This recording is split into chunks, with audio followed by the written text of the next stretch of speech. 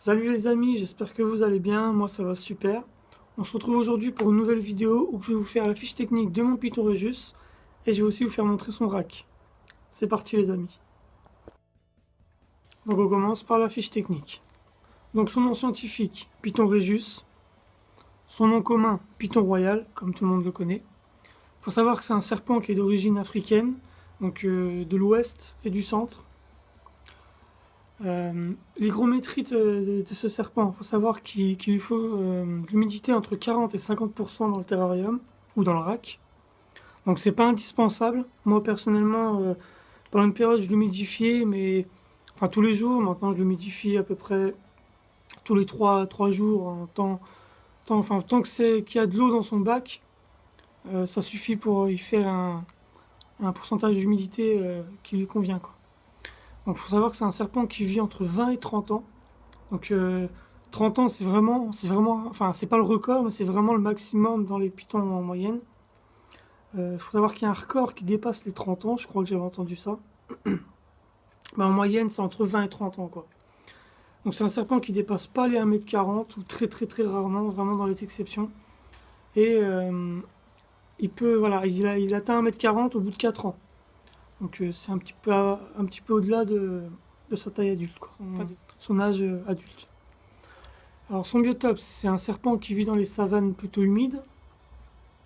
Donc faut savoir aussi que c'est un serpent qui passe la plupart de son temps dans les termitières. C'est pour ça que c'est un serpent qu'on peut maintenir en captivité dans un rack. Souvent les gens ils le gardent dans un rack. Donc comme moi, je vais vous montrer après, moi il est dans un rack où je vais sûrement le garder dans le rack pendant quelques temps. Ça se trouve, je vais m'acheter un terrarium le mois prochain. Ce mois-ci, pardon. Ou ça se trouve, je vais le maintenir encore dans un rack. Je vais voir, je vais voir. Son comportement, c'est un serpent super calme. Alors moi, personnellement, de ce que j'ai vu sur Internet, de ce que je me suis renseigné sur Internet et de ce que je vis avec le mien, c'est un serpent qui est super calme. Moi, je le manipule. Ça m'est déjà arrivé de le manipuler pendant plusieurs minutes devant la télé. Je le pose sur moi ou je le manipule, et il est très calme, quoi. Il n'est pas actif comme la lampro ou comme beaucoup d'autres serpents. Donc c'est un serpent constrictor, hein, bien sûr, comme le boa, comme tout ça. Donc c'est-à-dire quand il tape sa proie, il va faire une constriction, il va s'enrouler autour de la proie et il va serrer. Alors contrairement à ce qu'on pense, il va pas serrer, non pas pour casser les os, mais pour l'étouffer. C'est pour étouffer sa proie, pour éviter que le sang, en fait, il va serrer super fort pour que le sang il passe plus dans les veines et qu'il alimente plus le cerveau, ce qui fait que la proie va mourir étouffée, en fait, vu que le cerveau ne sera plus alimenté en flux sanguin. Donc la fréquence de nourrissage, moi personnellement, j'essaye de la nourrir une fois par semaine, donc normalement il faut la nourrir une fois par semaine, mais il faut savoir que les pythons ils peuvent se retenir de manger pendant plusieurs mois, voire une année entière, sans manger du tout en muant normalement, tout en grandissant normalement, sans forcément avoir de problèmes. Donc pour l'instant je ne me pose pas trop de questions, j'attends d'avoir sa prochaine mue, savoir si elle se passe bien, si elle grandit bien. Je le pèse un peu plus qu'une fois par semaine comme je fais pour ma lampro. Vu qu'elle mange pas, j'essaie de vérifier si elle perd pas trop de poids. Et si elle perd du poids, je vais aller un peu plus loin sur mes techniques de nourrissage. Je pense que j'irai acheter un rat et j'irai prendre un fœtus pour le frotter contre un rat. Il paraît que ça marche, donc si vraiment je vois qu'elle perd du poids et qu'il faut vraiment la forcer, j'irai jusque là. Et si ça marche pas, vraiment qu'elle a besoin de manger absolument, j'y ferai peut-être un gavage. Donc il paraît que c'est déconseillé sur internet, mais que au pire des cas, c'est ce qu'il faut faire.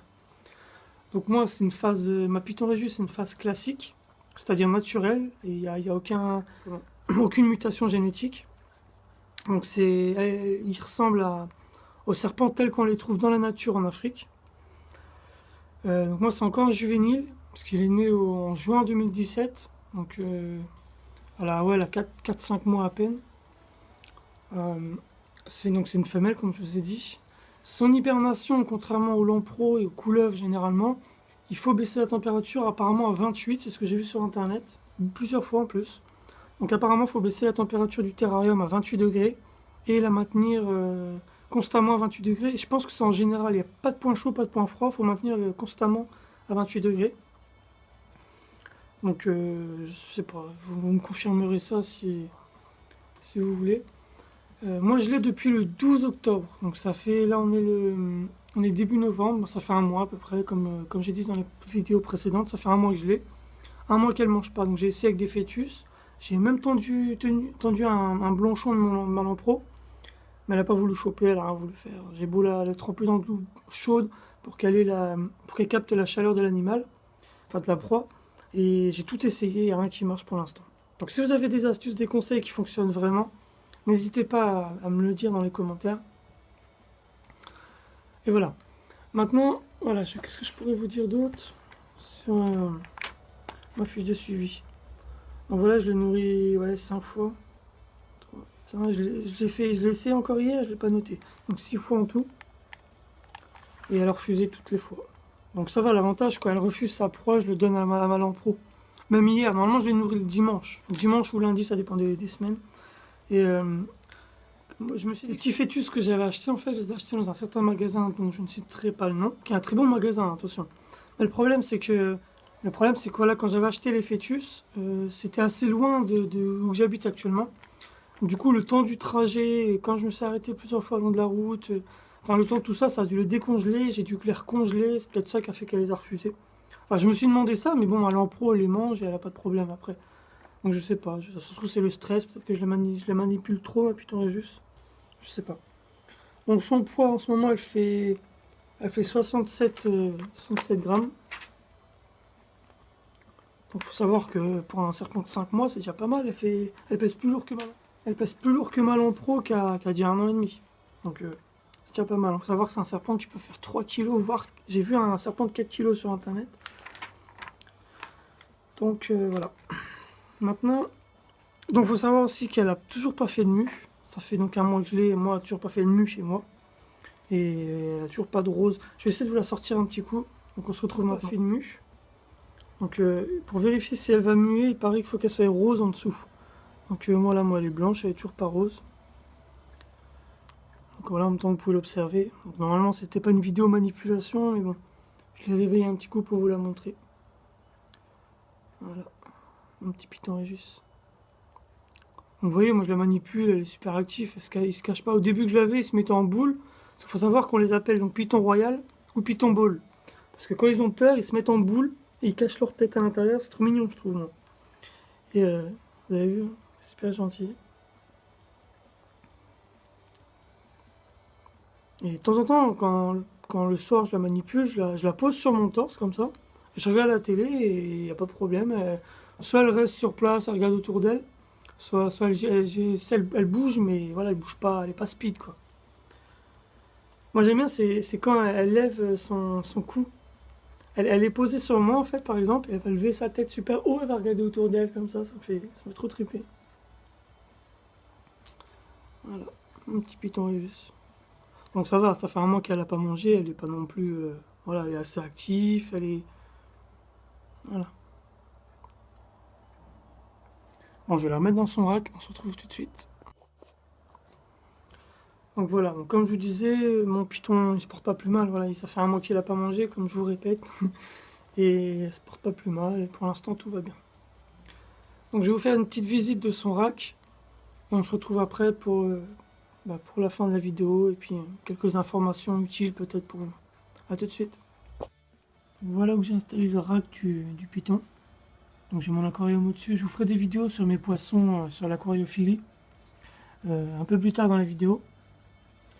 Donc là j'ai mis ça, c'est juste pour protéger parce qu'en fait le bac il peut sortir.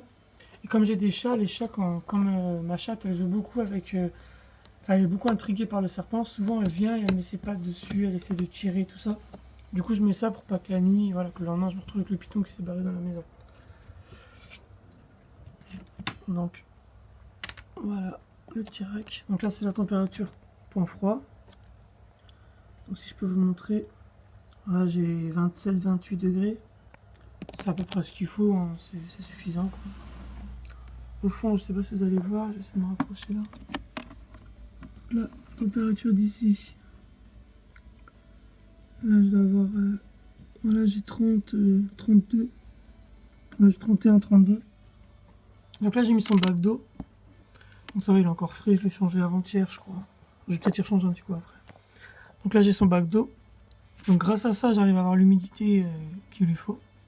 J'ai vérifié avec ma sonde de mon terrarium de Malan Pro et elle a l'humidité qu'il lui faut. Là, c'est sa cachette point chaud. Et là, sa cachette point froid. Et de toute façon, dans tous les cas, elle dort rarement dedans. Soit elle dort autour de la tête de mort, là-bas. Donc de derrière, là, comme ça, puis elle fait le tour.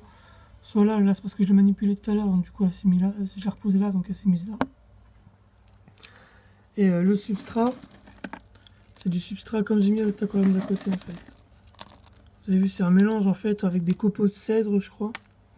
Et je sais plus comment ça s'appelle, j'avais acheté ça. C'est de l'Exotera, de toute façon. Tous mes ustensiles, tout ça, c'est de l'Exotera. Donc voilà. Je vous ferai, après cette vidéo-là, je vous ferai une petite vidéo vite fait où je vous montrerai mes accessoires que j'ai pour mes terrariums. Et ben, on se retrouve tout de suite d'ailleurs. Donc comme je vous disais les amis, je vais vous faire une vidéo, une petite vidéo courte. Soit je la ferai après et je la publierai en plus de celle-là. Soit je la ferai la semaine prochaine. Ou... Bon, je ne vais pas vous dire de date maintenant, mais je vais vous faire une vidéo où je vais vous dire tous les accessoires de base qu'il faut acheter si vous voulez vous lancer dans la terrariophilie pour les reptiles, plus particulièrement pour les serpents. Donc vraiment la base, hein, c'est le minimum qu'il faut avoir. C'est voilà, ce qui est à la rigueur indispensable pour la gestion d'un terrarium et des serpents. Ok les amis, j'espère que cette vidéo vous aura plu. Je vous balance en même temps que celle-là une petite vidéo où je vous explique les accessoires de base pour se lancer dans la terrariophilie, ce qu'il faut savoir, etc. Je vous dis à très bientôt et merci d'avoir regardé la vidéo.